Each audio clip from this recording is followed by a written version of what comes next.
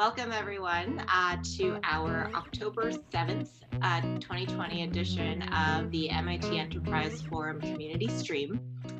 We're really excited today to have our guest, Alan Stein.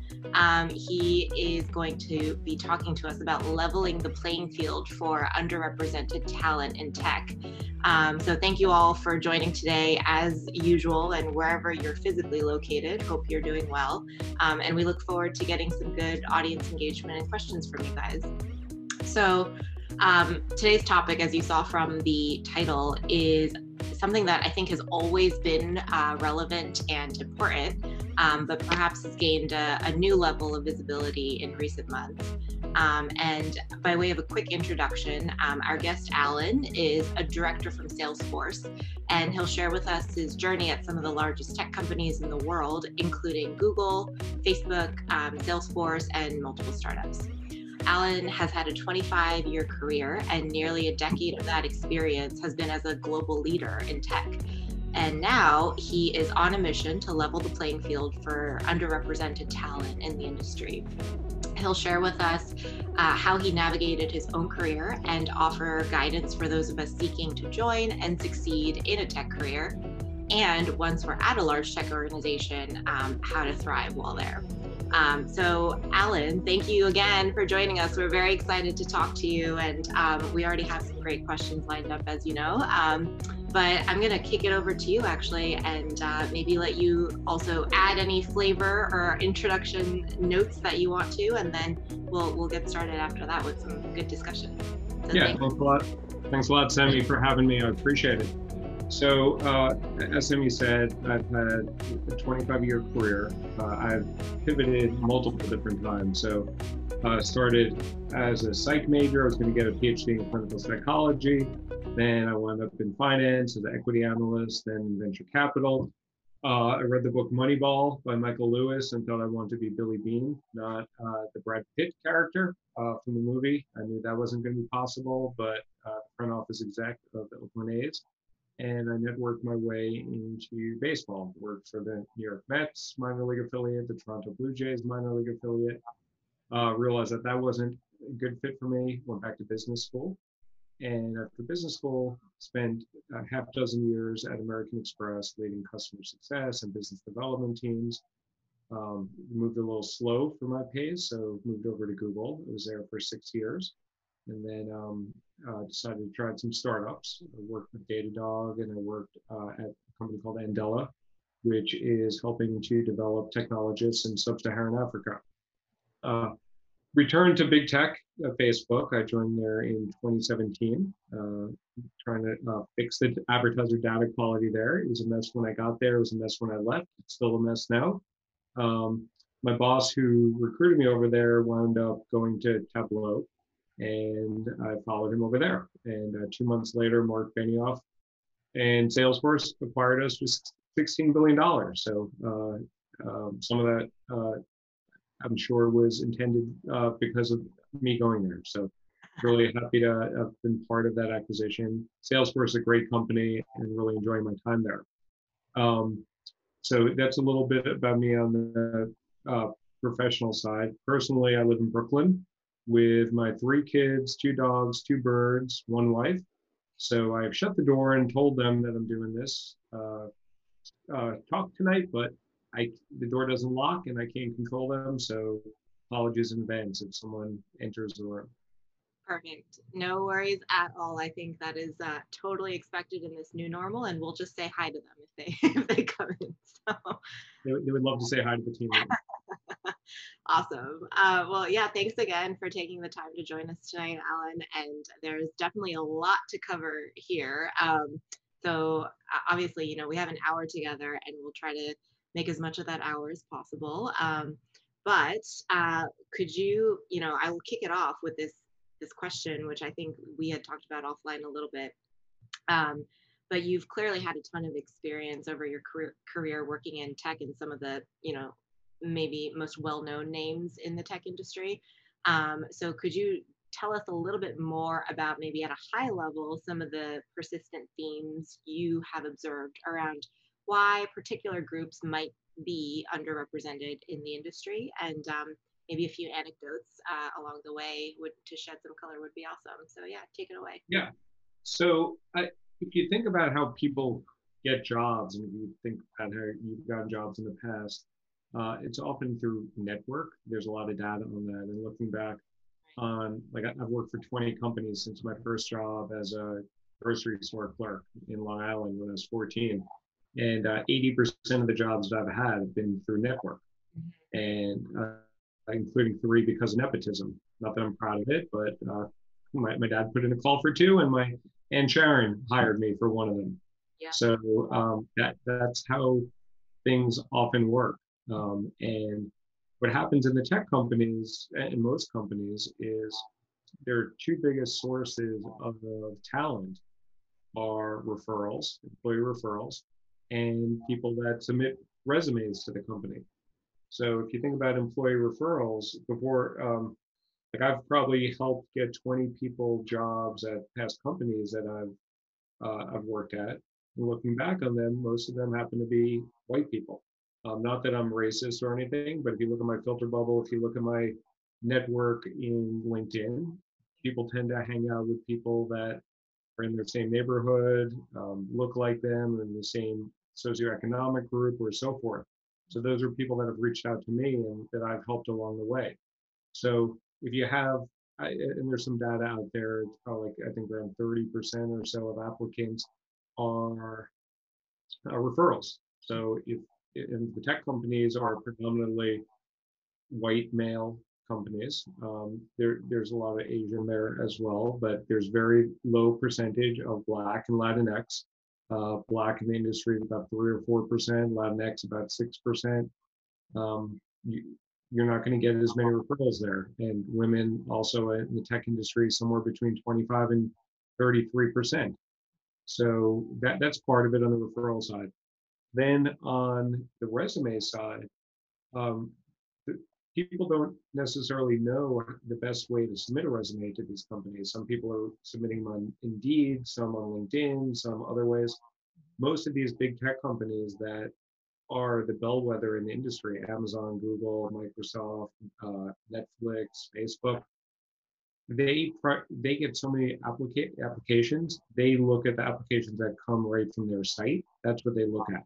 If they look at referrals, they look at people that are submitting to their site.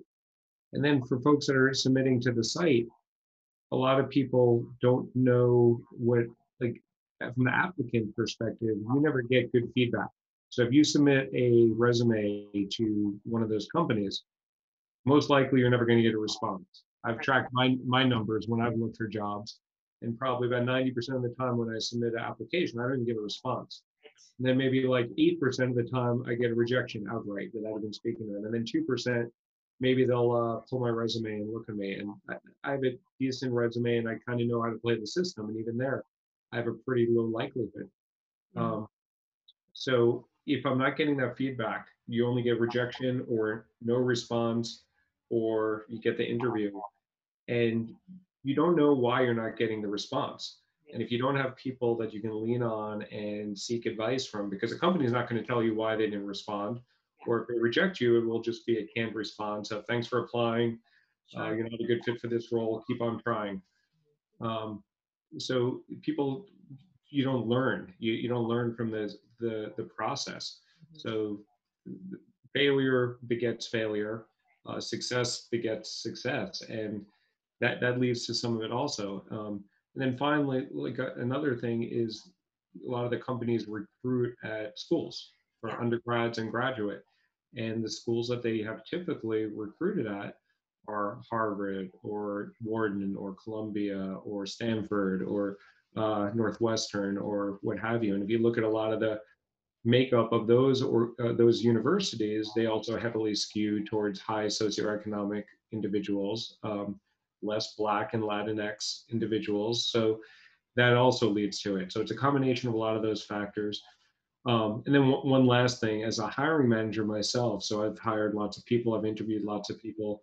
I get the resumes typically from recruiting. So recruiting is getting the resumes.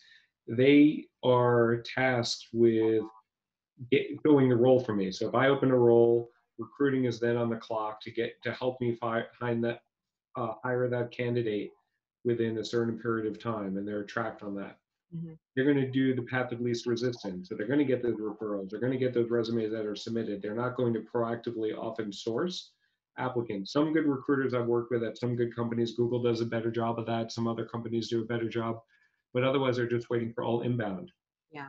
Inbound are heavily skewed um, towards referrals and people that know, that are prepared to know how to like put your resume in the right format, the right words, and so forth. Yeah. Yeah, definitely. Yeah. And I think that I mean, thank you for walking us through that, but that definitely covers like a lot of the, I guess, areas or opportunities, maybe if we reframe them for reshaping or sort of tailoring strategically your approach to how to get that job. And I think the big thing that stands out to me, honestly, personally, when I was like 22, and in college, all of these adults are telling you, it's not always what you know, it's who you know, right? And that old adage has like stuck with me. And the older I get, the more true that has become in many ways. And I think that's still very true, obviously, in the workforce. And I agree with you that even, my own experience has led me to believe that that is probably more true than not. Yeah. Yeah. And And it advantages the people that know more people or know more important people or know people where they want to go to, and disadvantages those people that don't. right, right. And, Yeah. and, yeah, Yeah. And as you said as well, I think it becomes a vicious cycle where, your initial kind of outreach or not, your initial successes or not, will definitely feed in upon themselves. And then, that will take you down one path or another. So yeah. yeah. So are there let me just look at my list of questions here. I actually did want to, before we like dive in too deeply, I wanted to touch on the Salesforce website, equality.com, I believe it is. Yep. And just to level set, maybe for everybody who is joining us for today, that was a resource that Alan brought up at our last conversation, equality.com. Do you mind talking us through a little bit of that as well? Sure. So I wasn't smart enough who bought that URL, but someone at Salesforce bought the URL equality.com. And I, Salesforce has a ways to go with equality, and I think we're calling it out on the website, and we're very forward and transparent with our metrics, which frankly suck. I think we're at like 2.9% Black and like I think 6% Latinx and I believe 29% women. I don't remember all the numbers off the top of my head, but last time I looked, there were 13.4% of the country is Black and about 50% of the country are women. And Latinx, I believe, is in the 18% range. So there's a huge gap there. But I think I was at Google during 2013 when the first Black Lives Matter when Black Lives Matter really took off there. And I remember us talking about it then and how putrid the numbers were back then. Yeah. And the industry's made some glacially slow progress. Like Google is went from 2.7% Black to 3.8% Black since 2016. So it's going in the right direction, but it's not going nearly at the speed that it can go. But it's good that the companies are holding themselves accountable. It's good that they're sharing that information. I heard something about one company that's no longer sharing that information, which is a little because they weren't happy with the numbers. I won't say it because I don't have confirmation that that's in fact true. Sure. But in order to measure something, in order to manage something, you need to be able to measure it. So that's the first step. But then you ultimately need accountability in there. Mhm. And has made, actually, I don't know what we've said publicly versus privately, so I want to be careful what I say there. But I know at least internally, we do have goals Mhm. of where we want to drive to, and we've made some interesting decisions from an organizational structure as well Mhm. to align recruiting with diversity and equality initiatives. What you often see at these companies is the DEI team, the diversity doesn't necessarily have teeth, doesn't hold people accountable. They say, hey, everyone do a better job. Everyone consider a diverse set of candidates. Everybody um, be conscious of all these biases that you might be bringing into the conversation. Mhm. But no one is fully accountable for that, and because of that, nothing is really changing. So I think the first step is calling attention to it, putting the data out there. And if you look at all the companies, they're all crawling up in the right direction, but it's so slow. And not only like the total number within the organization, but it gets even worse if you look at senior level leadership. Uh, and like I know some internal numbers, and there's some public numbers out there, but like the numbers that you see there overall for the company get smaller and smaller as you move up. So it will take a little bit of a while to invest in the growth there. But first step is calling it out as an issue. But there, in my mind, can be a lot more done, not necessarily just at Salesforce, but across the industry. Be more proactive, holding people accountable, maybe putting financial incentives or disincentives against it as well. Right. Yeah, and it's to kind of piggyback off of that last comment or that last thought, that is also I want to touch on and maybe echo the fact that in my own experience too, the D&I or diversity and inclusion, whether they are ERGs, employee resource groups or initiatives or campaigns, I commend, honestly, any company for devoting any time and attention to that area. At the same time, I agree with you that probably a lot of times, if I'm being very frank, it has felt like lip service or sort of like a, okay, let's do this, and then we're over it, right? And then we move on to the next thing. Whereas I think there are probably actionable ways to implement or at least be conscious of how to increase diversity at your workplace on a day-to-day basis, right? Like how to manage a meeting, how to structure your agendas. I don't know, something that's like maybe a little more boring but maybe a little bit more tangible in the context of an actual work setting or a business setting. And so this is like, I don't know the answer to this, but I've sometimes wondered, Google, I think, is famous for like their KPIs and like measuring all their goals. Yours, yeah. Oh yes, OKRs. Yeah. Is it possible for a company like that to add that? Maybe they've already included that as a objective, and maybe that's what's driven the measuring actually. But I don't know. Has that happened already? I haven't been in Google since 2016, but I have heard anecdotally that they have put hard OKRs Mhm. against it.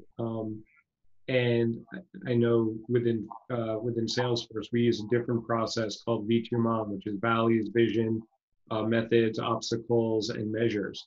Okay. And we have put out hard numbers that we're aiming for, part for this year, part for like a 3-year plan, and we're going to measure ourselves against there. And there are clear owners for that. So that's a good step. I think some of the goals, like it's great to have goals there. It's great to have the accountability there. Um, Yeah. and hopefully these goals are hit. I know we have evolved a lot of ways that we're recruiting on campus and other methods that are all leading to that all I think will lead to better results. But Mhm. it takes a little bit of time for some. And also, yeah, and you need to change the incentive structure for like who's getting paid for like what sort of goals that they need to achieve. So there are goals that I have seen at Salesforce, which are internal, and at Google, I've heard that they're starting to establish. Mhm. Um, but not all goals are hit. So they're goals all the time. So at Google, they're famous for saying, "Hey, we want to hit a 0. 0.7 out of the one Right. for Right. OKRs." So there's some goals that are must-have goals, and there's some goals that are like, "Oh, we'll do our best here, and if we don't hit it, we don't hit it." So Right. hopefully that's one of the ones that they get a 1.0 on. Right. Right. Yep. Yep. Yeah. And turning maybe a little bit to a more tactical point, we've talked a little bit about the recruitment process, like in particular, as maybe a source or an opportunity, right, to level the playing field. And so, could you talk a little bit more, actually, about some strategies or maybe like very practical advice to folks who want to perhaps pivot into tech and they're coming from an underrepresented group? What are some of the things that they can do actually to successfully join the tech industry? Yeah, and it's the same advice that I would give to a represented group, like overrepresented group. Um, but a lot of the ways that you get through uh, uh, the uh, the mass of resumes that come in is through network, through connections, through having advocates. It's not just like reaching out to someone. You can get a referral by going to Rooftop Slushy. I think it's a company that you can pay someone like $50 to give you a referral somewhere. Wow. Um, um, so it's an interesting concept, but different referrals mean different things. But if you have an advocate in the company that's supportive of you, that can go a long way. That can help you navigate internally to understand who the hiring manager is, how the organizational structure works. Um, so it's really the advice I would give is really invest in the network. And it's hard if you don't have a network to start building that network, but you start somewhere and there's ways that you can effectively network where you have effective informational interviews and you expand your network through that. And it's building the connections there, seeking advice from folks, understanding how the org works, understanding how the interview process works. Some of that is out there online. There's a lot of good sites that have some good information about the interview process. But so first, it's really getting in the door. So it's through that network, through those connections, through building advocacy and figuring out how to get in and figuring out also what sort of role makes sense for you. So some people are looking for a role that they want to get into but doesn't necessarily fit their background. So you have to think from the hiring manager's perspective, why are they going to hire you? So you need to either have some unique, like similar experience, similar functional skill set, or have someone vouching for you. Uh, one of those three things. And even if you have the first two and you don't have someone vouching for you, you may not even get selected from the massive amount of resumes. And then once you get your shot, once you have that interview, you're going to have basically like it goes through stages of all these interviews. First, you talk to a recruiter, then you talk to the hiring manager, then you go for like the final loops or the interview panel where there's four people and you need to prepare and understand what to expect at each of those. You're never going to predict the questions, but you need to understand what they're trying to assess at each stage. Be prepared there because they're looking for reasons to ding you. If Yeah. you have a bad call with a recruiter, they're like, okay, we're done with semi. Right. On to the next person. If you're good, you'll go on to the next stage. And so you need to be prepared to understand what to expect there, and also people that have not had as many interviews or have not had as much experience or has not had as many connections are going to be less effective there just because they've had less practice. And again, going back to people don't get feedback, so you only get yes or no. You either got the job or you didn't get the job, and if you didn't get the job, it's like when you are dumped, like when I've been dumped by women before finally my wife agreed to marry me. They're like, oh, it's not you, it's me. Or like I got back together with my other boyfriend or what have you. It might be the truth. It might just be like, hey, get out of my hair. Like I don't want you to like call me anymore and delete my number from your cell phone if it's really bad. Um, so you don't get that feedback, and that's why dating is so tough too. Until people are really bad daters when they first start dating, and I don't even know if people date anymore, but however they do it, texting or um, uh, whatever the apps are. Yeah. Which Yeah, similar. Yeah. But I've often actually it's an interesting metaphor because I've often also made that analogy where looking for a job in some ways it is very similar. There are a lot of parallels to dating. So and the companies are afraid. Like I don't quite understand it, but the companies are afraid of legal exposure. So uh, they're not they will I don't really understand why they're legally at risk, but if they tell you that we didn't hire you because you didn't have strong analytical skills, uh-huh, uh-huh.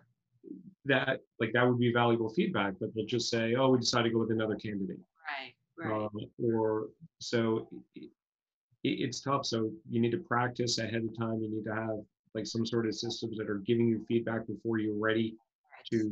to go into the game, Yeah. like for practice. And I've been fortunate enough through business school, through friends, I've done mock interviews, I've had videotape recordings, I've realized that I've been really terrible at times. And also I've interviewed a lot of people. So I've seen Yeah. from the interviewer side, I've interviewed over 1,000 people. So I've seen really bad practices. I've Right. seen really good practices, and now I can kind of label that. But it's it's taken me a lot of time and effort and a lot of failure Yeah. to understand that. Yeah. Actually, that's interesting. From when you're sitting on the side of the interviewer, are there like two or three best practices or key things that you have seen that you can share with us? Actually, I would love to know too. So yeah, there's a few good ones. So have your 3-minute overview, because almost everyone's going to say, "Tell me about yourself." Right. Mm, So you should have that down, and it should be somewhat relevant to the job. mhm. Also, you often need to convey, why do you want to work for Snap? Why do you want to work for Twilio? Why do you want to work for Google? Google, they don't ask. Like they just assume, like Google and Amazon, like they Salesforce. I think they just generally typically think Okay. that Yeah. you need a less there, but you should be prepared to tell them why you're interested there. Um, you need to be able to listen to the question that's asked of you. Make sure that you understand the question. Make sure you answer the question as well. Yeah. Like I've asked people to give me a quick overview of yourself in 3 minutes or less, and I had to add the 3 minutes or less part because before I started doing that, people were going off for like 17 minutes, and they were like one year out of school, and they were telling me about what intramural team they were on in undergrad, and it's like so. But like even after I gave the 3-minute prompt of like, tell me about yourself in 3 minutes or less, Yeah. I had someone go off for 17 minutes, and I was like, Yeah. it's just like listen to the question. Right. Not everyone's going to be as specific as that. Yeah. It's okay to ask clarifying questions. It's Yeah. okay to be thoughtful about things. There's good books on interview prep. Mhm. Um, um, and also go into the interview with some intelligent questions that you want to ask, because almost every time during the interview, there will be times at the end of the interview where they will turn the table and say, what questions do you have for me? And there's some good questions to ask, and there's some terrible questions to ask. It depends on the role, but a question about, oh, like, what are the hours of this job? It Yeah. just depends on the job, but the jobs that I'm hiring for in the tech industry, that's not a good question to ask. Even if you are concerned about the work-life balance and supporting your family, which is a very real need, especially during these times, you don't ask those questions until you get the offer, Mhm. and then you can turn them down if it's not meeting your needs, unless you have a very big concern and you don't want to waste your time if it's not going to meet those needs. But you start asking questions that are more demanding of them after you get the opportunity. Right. At the beginning, you're trying to sell yourself to them. Right. Um, yeah, and yeah, be concise. Make sure you're answering the question. If you want to write down the question, that's fine. Mhm. But yeah, and yeah, make sure you're answering the question. I've had so many people not answer the question. Yeah. Yeah. Which, yeah. And actually, when it comes to interviewing or even approaching, the tech industry as an outsider, let's say, we got a question about non-technical roles, actually, specifically. So maybe if you're not going to be a software engineer or you want to not go and be a coder, are there other strategies or different approaches that are more helpful for those folks out Yeah, there? and let me clarify. I specifically do not hire coders. So there's like in these tech industries, there's often the engineering team, the product and engineering team, there's sales, and then there's G&A, general and administration. G&A is like finance, HR, DEI, and things like that. Sales is sales, operations, business development, partnerships. And then engineering is generally where you're doing those coding interviews. So everything I've actually been talking about have been in the sales side and the G&A side. Um, I don't know how to code. I don't know how to do the whiteboard interviews. I don't know how to do algorithms. I know what they are, but I can never pass one of those interviews. Folks out Um, but but another thing is understand, like, so in the sales or the G&A space, there. Mhm. and even on the coding side, because there are often interview questions, especially at Google, where it's not going to all be coding. There at Google they interview for 4 different attributes, um, and only one of them is the technical skill. Um, but understand what the business does, Mhm. understand what the roles are, go in there with some sense before you even get into that room. Don't ask them, what do you do for a job? Yeah. Like, what's a job? And also, you can read the job description and the job description is often very helpful, but also realize that the job descriptions are often very poorly written, Mhm. and it's very lazy process. So whenever I have a job to open up, I often I've done a better job, but before I just copied and pasted a previous job description, even though in my mind I'm looking for someone different. I just get the role out there. Right.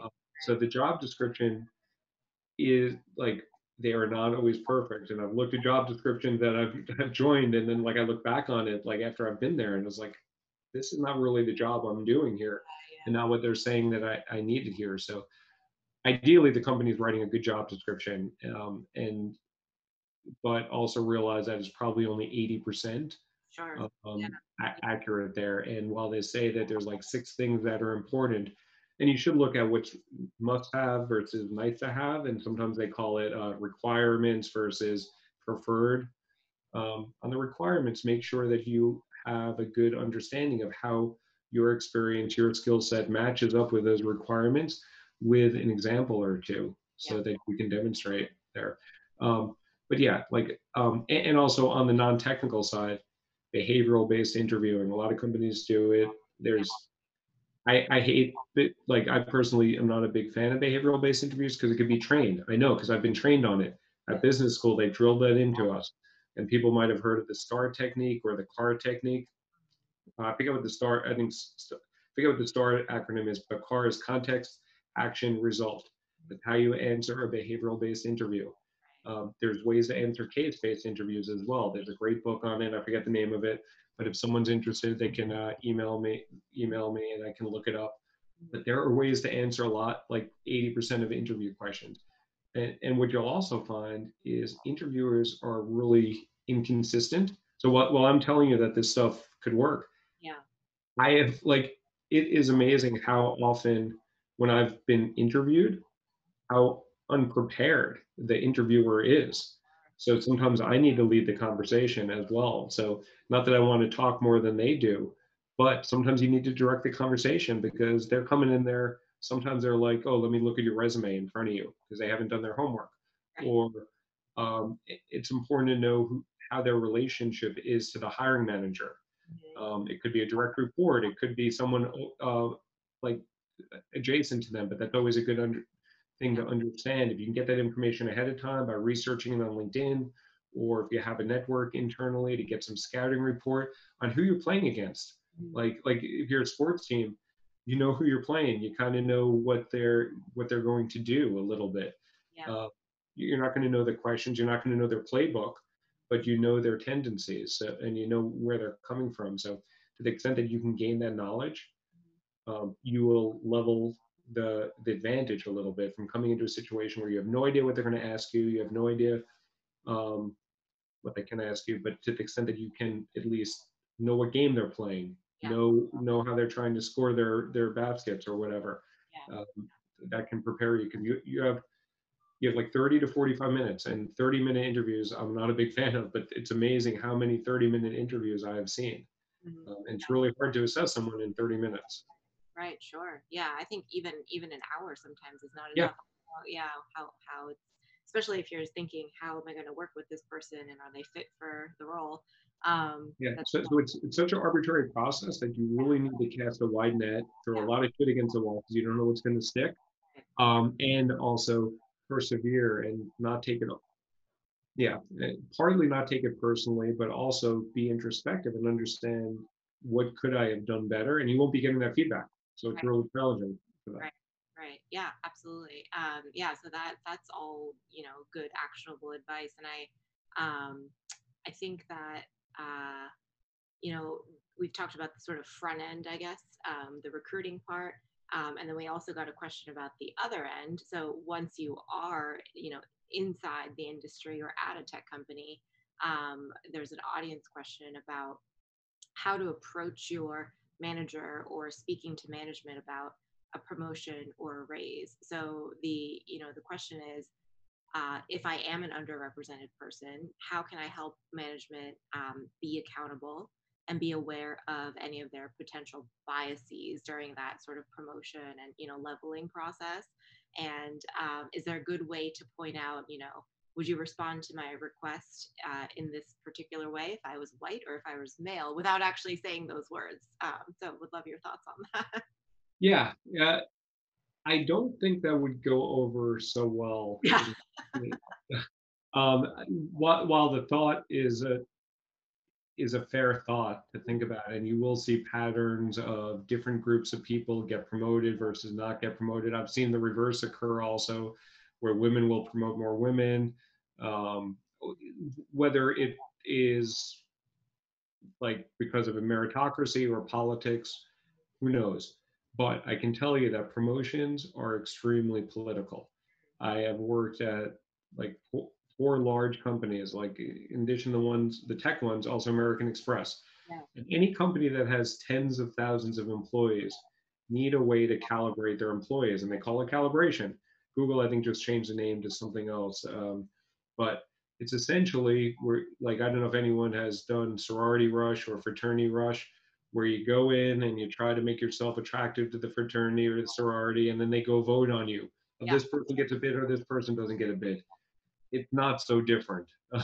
There's less drinking involved, but you get into a room and you discuss hundreds of people in the organization. It depends. Like, I don't want to go into the minutia of it, but I've gone through about 30 of these as a manager at the different companies I've worked at, and they're all basically the same.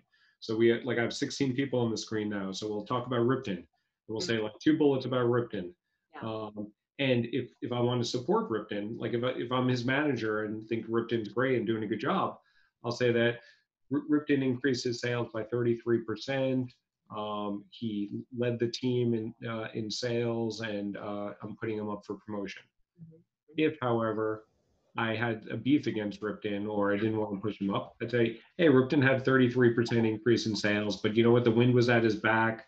Everybody was doing a good job here. And he said something a little bit off color at a meeting. He needs a little bit more coaching on his communication style. Yeah. And that comment right there will put him off until the next cycle, unless you have someone strong in that room pushing for him. Right. So it's bullshit. Like, um, it, it's like I've spoken to a lot of friends about this, and that have been in the room of calibration, and have been everybody and anyone who's worked for a large organization has been calibrating, whether they know it's that term or not. Yeah. Um, and when you're in that room, it's probably 20% meritocracy, maybe 30%, like 70 to 80% politics. There are some roles that are a little less political, like maybe it's like hard, like you sold this or you didn't sell it and you get quota. Yeah. But there's so many roles, if you think about it, how do you compare Semi to Alice or to Eddie or so on and so forth? And it's very subjective. Yeah. So it's really about building that advocacy, building that support, and also knowing how the dynamics of that room work, even if you're not in that room. You won't be in that room, but uh, building that mentorship and the strong partnership internally at the company as well is as important as building that network before you get into the company. Yeah. To Yeah. build that advocacy, build that support, and Right. get that feedback system. Because I've gotten feedback from people that have told me what has been brought up about me in calibration, which my manager didn't tell me. But Right. they're like, "Hey, you need to clear the air with so and so because that person keeps railroading you in calibration." Yeah. And my manager didn't tell me that, but Right. someone else who was in calibration that I had a good relationship with gave me that advice. And then I invested in time. I spent 2 hours with that guy during the Christmas party, Yeah. and he was no longer bashing me during calibration. Right, exactly. Yeah, so I mean, at the end of the day, I think the theme we're coming back to is definitely, developing, maintaining, sort of, caring for your network and making sure you're working on that part and managing relationships. Like I think that in some ways doesn't get brought up enough. Sometimes when the trend in recent times has been to focus on this word meritocracy, right? Because Yeah. people kind of say that it's a meritocracy. Maybe it's not though. So So I have so many examples that like tangible examples where it's not true. It's correlated, like, but it's definitely not. sure. No, it's not. Yeah. It's loosely a meritocracy. Right. But that's life. That's Yeah. life. Like not to get political, but is our president the smartest person in the world? Did he have any experience before he got the job? And you go on and on. Like he didn't, but Yeah, factually no to all of those things. yeah, yeah. Yeah. Right. Okay. And yeah, I do want to actually transition a little bit to talk about Kodima, which is your new project, your new mission, which is a career accelerator. And I will let you, describe that in full detail. But I did want to ask, as you talk to us about how that idea was generated and how it came about, what made it personal for you? Like, what made you decide to take that on as sort of your next challenge yourself, as opposed to leaving it to the systems that be? Or Yeah. So hypocrisy is like a pet peeve of mine. So it upsets me when I hear the companies say, we want more diversity, we want to do this, we want to do that, and they're not doing it. So I have personally fought that uh, at Google, at Facebook, at Salesforce, and those are fairly progressive companies.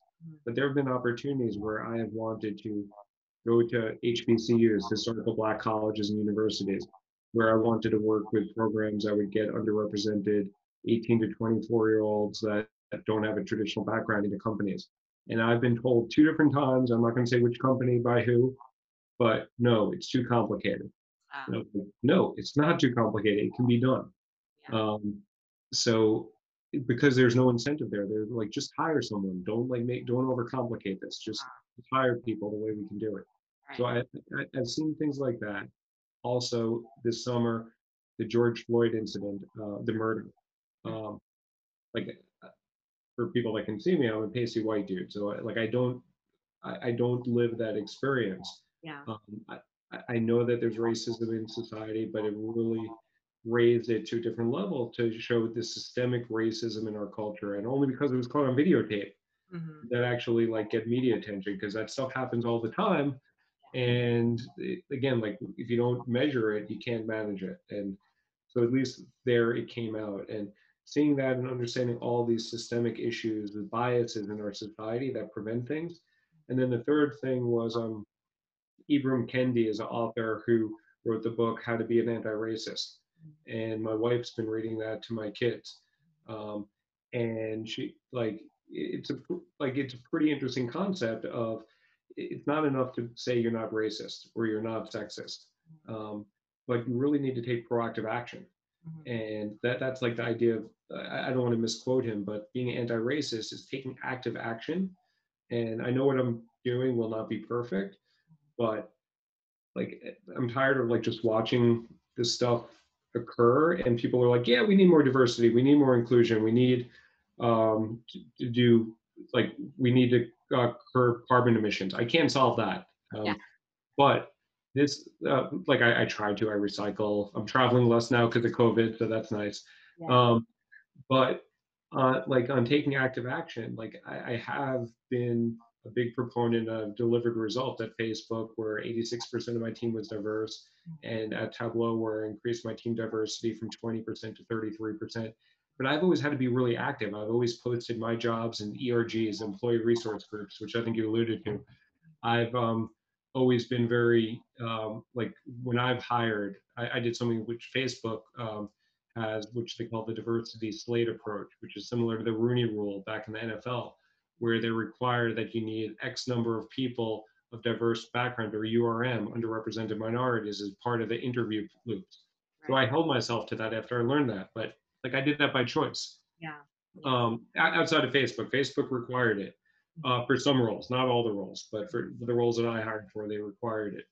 Um, so I've seen like friction in the system, but I've also seen as a hiring manager and as a like a recruiter, if like I don't think there's like I don't think there's racism in the tech industry, but I don't think that there's anti-racism either, where they're taking proactive action. But I think if you reduce the friction and you give good quality candidates right to the hiring manager, right to the recruiter who needs to hire, and you make their job easier for them, Right. Right. then you can overcome some of these barriers of sifting through a million different resumes. Yeah. Uh, Yeah. so I see like with the goal of like taking an active action and knowing what my strengths are and my experiences are and my capabilities are. I'm pairing the two of those in what I've created with Kadima. Yeah, yeah, definitely. Um, and on a related note, maybe to get even more personal, if you don't mind. You mentioned the fact that someone of your background. So I'm just going to come out and say, yes, you are a white man. Just as I am a woman of color. Fine, we can see this, right? It's so apparent, things like skin color and race and all this. But um, a question that came in is actually around your personal actually influence, because you are, every individual is an influencer to some degree, right? So this person would like to know what you are doing to influence your peers, so that's men, groups of power, white men, to do more and to take accountability. Are there sort of even like mini micro steps that you're doing on a day-to-day basis, weekly basis, whatever it may be? So like I try to call bullshit on things. I try to ensure that people are using proper language in meetings, and I call it when it's not. Those are little things. I I also require from my team, and when we hire, that we do this diversity slate approach, and I require when we hire, like we just hired MBA interns last summer, and I set a goal for myself that 50% of the candidates that we interview will be diverse candidates, and we hit 65% of that. Okay. So it's been harder for me to influence others. So I've tried to do that. Um, I I find that it depends on the individual. I like what I have done is I've introduced candidates that are of diverse backgrounds to people that I know are looking for jobs, that are looking to hire people and trying to connect them, and that's usually well received. Um, I have pushed for some programs, a couple that I've mentioned in the past that have both been shot down because they were too complicated, quote unquote, too complicated, which I can tell you they were not complicated. Would it take some extra effort from my part, but it was not so complicated to execute. Yeah. Um, I, um, so it's been a little harder for me to influence others, except by the action that I take. I like when we go through calibration, I do like when we're calibrating at a larger group, I do make sure that we're being fair with it, Mhm. equitable distribution. In my group, we don't have too many folks of color, but at least around the gender side, try to make sure we do that. Yeah. So to the extent that I can influence, Mhm. I do. I'm very involved with a lot of the ERGs. Like I'm part of Bold Force, which is the Black group at Salesforce. I'm part of Latino Force. I encourage other people to post their jobs on the ERGs as well. And I've influenced my boss as well. So to the sphere of influence that I can do, um, I do. I'm not always like, but it really depends if people are open-minded to it. Unless I have hierarchical control over them, then I can say, "Hey, we're doing diversity slate approach here." Right, right. Yeah, no, thank you. And I appreciate your answering that question Yeah. as well, because I know, it can get thorny very quickly when we touch on these topics. And like, and in a couple of instances where I've seen bullshit occur, I've raised it, and one time I got in trouble for it, Yeah, and another time, like I was kind of getting in trouble for it. I've been told from like some mentors, like, "Hey, you reported it and just leave it be." mhm, And mhm. I wound up heeding that advice. Sorry, my dog's. Oh yeah. Um, yeah. So here, here's the diversity of my house. The species diversity. Oh my Um, goodness. yeah, Hello. this is Tootsie. Um, but yeah, so I have tried to report it, but honestly, it's not always easy Yeah, to report, and it's yeah, yeah, it's upsetting a little bit sometimes. yeah. But I think for sure, as much as one can, you can advocate, from where you are. Yeah, I mean, we can all do our best, right? In terms of, as you say, calling out the bullshit if we're in a position to do it. Yes, I think does help a lot, and bring attention and visibility at least to the fact that it's happening, right? Otherwise, I think it's very easy to sweep it under the rug, or the silence makes you complicit and makes it also seem that it's okay, right? The situation is okay if nobody calls it out. So, Yeah. uh, yeah. And I've seen a number of things that just aren't cool. But one day when I leave the industry, maybe I'll say something. But Yeah, go write a tell-all. but like yeah, right now I'm trying to Yeah. take other action, like um, to help people get into the roles, into the companies. And while I've seen some stuff that isn't great, I, Mhm. it's still better than where I've seen elsewhere. So I came from Wall Street. Mhm. I've seen crazier stuff occur there. So not to say that it's like you should excuse things, but Right.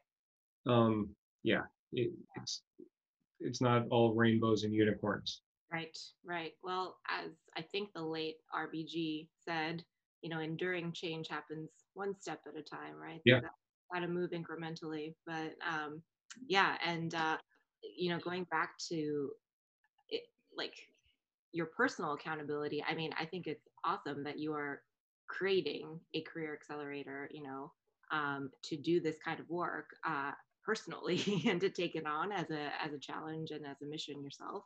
Can you tell us a little bit more about the mission of Kodima, where yeah, people find it, how to get in touch with you, all that kind of good stuff? sure. So Kadima, the derivation of the word Kadima is Hebrew word for forward. So I'm a Jewish background. I'm not religious, but I like the word. It means forward. I'm trying to accelerate the careers of people to move forward. And what I've seen is, look, what I'm trying to do is take a holistic approach from the pre, at, and post job search. So pre is like the discovery, the understanding of what you're good at, um, how you can translate those skills into jobs that the tech industry has. What does customer success mean? What's a program manager? What's a product manager? And how you translate your functional skills into like the labyrinth of different careers in the tech industry. The tech industry is hiring. The 40 or 50 companies I'm looking at have 58,000 jobs open right now. So helping people first understand their strengths and how to create their brand and narrative so that they can position themselves into the role. Then teach them how to build a network, invest in that network, have high quality conversations, also leverage my network and the network of folks that are in my network that also want to help out. So there's lots of people that are allies and I also have friends that are black and brown and women that are willing to help out here and are supportive of the cause. So helping people to network, get the interviews, be prepared for the interviews, get the job, understand what to say and what not to say so that you get the right offer. Help people negotiate the offer because a big dichotomy in compensation. I think uh, black people get about 61 cents on the dollar, and I think women 81 cents on the dollar, something like that. I may have the numbers wrong, but it's ridiculous and it's not acceptable. And a lot of that occurs with initial offer and how you negotiate that. So I also help people negotiate the offer so that they come in at the right level and the right stage. And then rather than just throwing them off in the deep end without a life preserver, I work with them for the first year to help them understand what calibration is, how to navigate the organization, how to get involved with ERGs, how to also take advantage of the rich benefits that are afforded you at these companies. And they're confusing. They're 401ks, Roth 401ks, ESPPs, HSAs, dependent care health credit, but they're rich benefits Yeah. and helping people to understand that and to take advantage of that to build that generational wealth. And my intent is to accelerate the career of 1 million individuals, 1 million underrepresented people. And I'm defining underrepresented. If you go to equality.com, if you look at the tech industry, they define underrepresented as Black, Latinx, women, LGBTQ, people with disabilities, Indigenous, multiracial, and veterans. And that's who I'm proactively um, advertising and marketing my services to. I'm not going to discriminate. I do work with white dudes also, but I'm not actively trying to attract them. They just naturally find me. It's like that. That's not a hard part for me. Um, but that's what I'm doing, and I'm founded on like 4 core KPIs. One, how many people am I getting great jobs? Secondly, how much more incremental compensation are we getting them? Third, how how quickly are we getting them those jobs? It's not about speed, but I do want to, like, I'm an operator. I want to make sure that we maintain operational rigor there. And four is retention as well. So a lot of the challenges are you go into a new company, you look around, and 96% of people don't look like you. And um, like you can't just like throw someone in a place and say, go figure it out. So there are these organizations, there are these ERGs, but even it's like, I don't know if I can disclose what Salesforce numbers are and Tableau's numbers are, but I can tell you it's not as much participation in these organizations as you would think. Um, and so people don't have that support system. And I can tell you as a white dude, when I went from Amex to Google, I dealt with major imposter syndrome. I thought about quitting several times. I asked my boss to re-level me. Fortunately, he laughed at me instead of actually took me seriously. And I was a white dude, and I had support, and I was able to afford a shrink and an executive coach and figure that stuff out.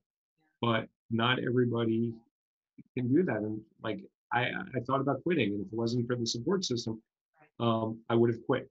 And again, like I have a good background, and I've been fortunate enough to have some privilege, and Yeah. it's tough to go into one of these companies and say, figure it out. And it's even tougher now in times of COVID where you're not even meeting in the micro kitchen. Everybody's in their home office, or in their den, or wherever they're taking their call. So now more than ever, I'm really concerned about people joining an organization and being welcomed in that organization, because often you're brought in and they're like, hey, figure it out. Right. Yeah, totally. And is there a website for, your accelerator or an Yeah, email that we can share with the group that? sure. It's Mhm, Kodima.work mhm, mhm. slash MIT, capital Yep, MIT. yep, yep. Um, and for folks that are interested here, we're giving a discount for the program. But we're starting our first cohort in the fall, in October, Right, and it's going to be a cohort with 50 people. So you're going to get instantaneous network and exposure to a lot of folks in the industry, hiring managers and recruiters at a lot of these companies where people want to work at, right, right. Great. and that are frankly hiring. So I'm working with a lot of companies that are saying, hey, like I'm talking to someone at Facebook that needs to hire 17 data scientists. I'm speaking to a former boss of mine who's at Twilio who needs to hire 30 solution engineers. I'm speaking to Salesforce and Tableau where we need to hire 12 TAMs, technical account managers. So the jobs are out there and they're trying to find this talent, and I'm going to help them find it. Yeah, great. I think we have time for maybe one more audience question. We've gotten a few, but this one, stands out to me because we've talked about networking for. Hold on one second. Let me yell at my son. Yeah. Zip it. I'll be there in 5 minutes. Okay, sorry. No worries, no worries. Hello. I warned you. I warned you guys about that. Yeah, Yeah. no worries, no worries. This is a casual forum, as I hope everyone knows. I'm bringing my whole self to this call. Exactly. Yeah, we touched on networking. So much of the conversation today was around that, but we got a great question that says, as someone without an existing network, what can I do to expand my network? Any tips on that? So first off, there's a lot of people in this room, and you can see who's there. And I don't know how the MIT Enterprise Forum works in terms of other networking capabilities, but that's an opportunity. Everybody should hopefully be on LinkedIn, so you should have some network already. You should think about friends and family and start there.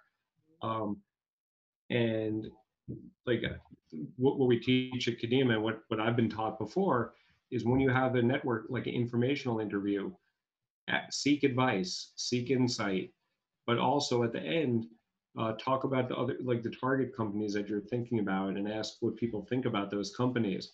And that might trigger in their mind that, oh, I know this person at Stripe, or I know this person at Spotify. Let me put you in touch with them. Or they might lead to nothing. Yeah. But you need, like, I listened to a podcast recently where they say, having these meetings and these networks are increasing your surface area of luck. So some of it's luck, some of it's timing, some of it's skill. It's a combination of those factors, but increases surface area luck. And there's a lot of, and there's a great book from Adam Grant called Give and Take.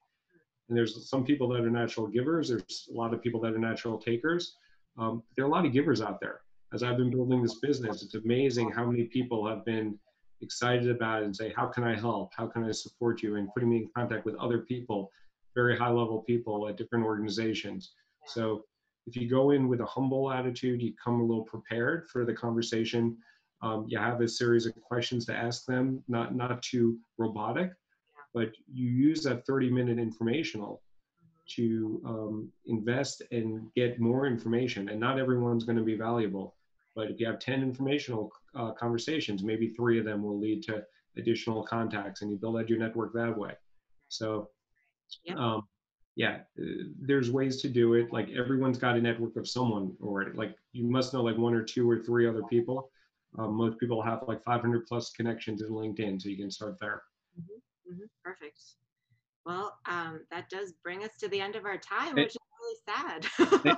And on that note, if anybody does want help or advice, if they do reach out to me and they're specific in terms of what advice or support I can give them, I'm always happy to give a quick email back, give some time if possible. I'm a little swamped now because I have my day job and I'm launching Kodima, but I almost always respond to every email that I get. It's alan@kodima.work is my email, alan@kodima.work. And especially if people like are respectful, humble, and tell me how, like, give me some clarity how I can potentially help. Like I always respond. Perfect. Thank you so much, Alan. I know our group appreciates it. Again, is sharing the URL and your email address with everyone actually on the call today. And for our audience, thank you so much for joining us as always and for participating. And thank you, Alan. This was incredible to talk to you. And I feel like we could have gone on for another hour, but maybe next year. I don't know. Yes, but it was great to see you. And thank you again for your time. And thank you, everyone. Thanks, Semi. Thanks again. And everybody go out and vote. Yes, do that too. Yeah. Thanks, everyone. Bye-bye. Have a great night. Bye.